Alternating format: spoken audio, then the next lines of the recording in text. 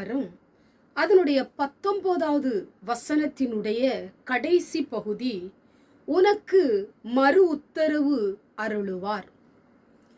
இந்த வார்த்தை கேட்டுக்கொண்டிருக்கிற எனக்கு அன்பான தேவ பிள்ளையே, எதற்கும் கலங்காதே.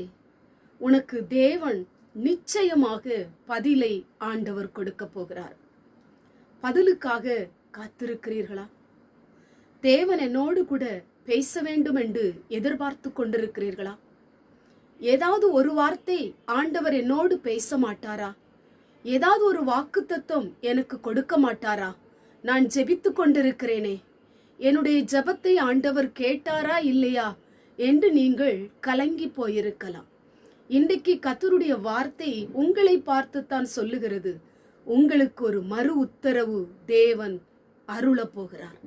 கண்ணீரோடு கூட ஜெபித்து கொண்டிருக்கிற தேவ பிள்ளையே, அங்கலாய்ப்போடு கூட மனம் உடைந்து விசுவாசத்தோடு நம்பிக்கையோடு ஜெபித்து கொண்டிருக்கிற தேவ பிள்ளையே, கர்த்தர் உங்களுக்கு பரலோகத்தில் இருந்து உத்தரவை தேவன் கொடுக்க போகிறார். ஆண்டவர் உங்களை கைவிட மாட்டார். உங்களுக்கு உதவி செய்வார். அவர் உங்களை தேற்றுகிறவர். அவர் உங்கள் கண்ணீரை துடைக்கிற தேவன். அவர் உங்களை விசாரிக்கிற தேவன். உங்களுக்காக பரிதபிக்கிற தெய்வம் நிச்சயமாய் உங்களுக்கு பதிலை தருவார். அவர் தருகிற பலன் உங்களுக்கு பலனை கொடுக்க போகிறது. அவர் தருகிற பதில் உங்களை தேற்ற போகிறது. அவர் தருகிற பதில் உங்கள் தடையை உடைக்க போகிறது. அவர் தருகிற பதில் உங்களுக்கு ஆனந்த மகிழ்ச்சியையும் சந்தோஷத்தையும் கொடுக்க போகிறது. கலங்கி போன உங்க ஆத்துமாவை கர்த்தர் உயிர்ப்பிக்க போகிறார்.